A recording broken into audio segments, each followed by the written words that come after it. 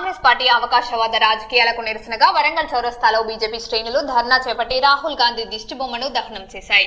రాష్ట్రంలో 12,000 కోట్ల fee reimbursement బకాయిలు విడుదల చేయకుండా సీఎం రేవంత్ రెడ్డి మంత్రులు ఢిల్లీలో ధర్నాలు చేయడం సిగ్గుచేటని బీజేపీ జిల్లా అధ్యక్షుడు గంటా రవికుమార్ విమర్శించారు. జై శ్రీరామ్. నిన్న మనం చూసినాం ఢిల్లీలో భారతదేశంలో శక్తులతో అదేవిధంగా ఇక్కడ కాంగ్రెస్ కమ్యూనిటీ పార్టీల వెనుక ఉండి ఈ కాంగ్రెస్ పార్టీ నరేంద్ర మోడీ ప్రధానమంత్రి గారి ఇంటి దగ్గర ధర్నా కార్యక్రమం చేపట్టాలనే ఒక అరాచక తత్వాన్ని నిన్న మనం చూసాం. ప్రజాస్వామ్యంలో ప్రతిపక్ష పార్టీలు ప్రభుత్వం యొక్క తప్పును అదేవిధంగా ప్రభుత్వం పైన నిరసనలు ధర్నాలు చేసే స్వేచ్ఛా స్వాతంత్రం మన దేశంలో ఉంది. కానీ ఆ స్వేచ్ఛ నిరసనలు ధర్నాలు పక్కకు పెట్టి మొత్తము విదేశీ శక్తులతో చేతులు కలిపి అక్కడి నుంచి నిధులు తెప్పించుకొని దేశంలోని నలుమూలల నుండి యువతను పక్కదారి చూపిస్తూ అక్కడికి కోరి ఢిల్లీలో ఒక అరాచకత్వానికి నాంది పలకడం జరిగింది. ఈ అరాచకత్వాన్ని ప్రజలు 140 కోట్ల భారతదేశ ప్రజలు ఎక్కడ కూడా ఎవ్వరూ విశ్వసించరు. ఎందుకు అంటే ఈరోజు నీట్ ఎగ్జామ్ అయిపోయింది, రిజల్ట్ వచ్చినాయి. ఎవరైతే నీట్ విద్యార్థులు నిజంగా ఉన్నారో వాళ్ళందరూ కూడా రిజల్ట్ చూసుకొని సంబరాలల్లో మరియు వాళ్ళ కౌన్సిలింగ్ కోసం వెయిట్ చేస్తున్నారు. అది పక్కకు పెట్టి నీటితో సంబంధం లేని కొంత యువతను పక్కతో ద్రోవ పట్టించి వారి వేరే ఆలోచనలు చెప్పి ఈ ప్రభుత్వం పైన ఒక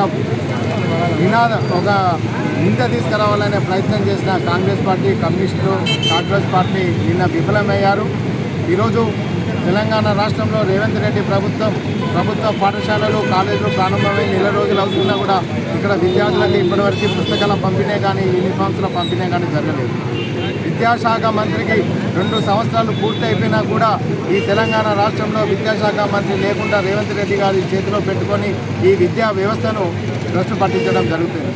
ఈ కాంగ్రెస్ పార్టీ ఇక్కడ వాళ్ళకు ఒక న్యాయం, కేంద్రంలో ఒక న్యాయం విధంగా ఈ విద్య మీద మన విద్యాశాఖ మంత్రిని బర్తరఫ్ చేసి రాజీనామా చేయాలనడం సిగ్గుచేటు. అలాంటి డిమాండ్లు ఉంటే ఫస్ట్ ఇక్కడ ఉన్న రేవంత్ రెడ్డి గారు ఇక్కడ ఫెయిల్యూర్ అయ్యారు.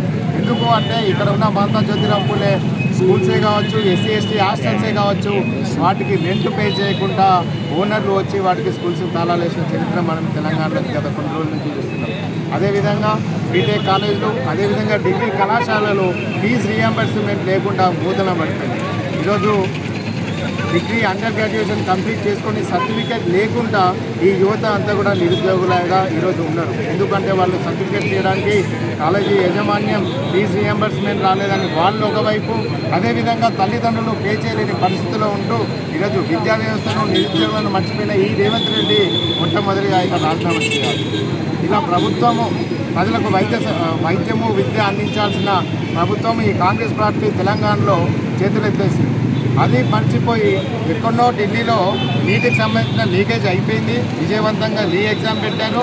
పిల్లలందరూ కూడా సంబరాలలో ఉంటే ప్రభుత్వం మీద ప్రశ్న చేయాలనుకున్న ఈ కాంగ్రెస్ పార్టీ మీద ఈరోజు భారతీయ జనతా పార్టీ వరంగల్ జిల్లా ఆధ్వర్యంలో రాహుల్ గాంధీ గారి దిష్టిబొమ్మ దగ్ధం చేయడం జరిగింది.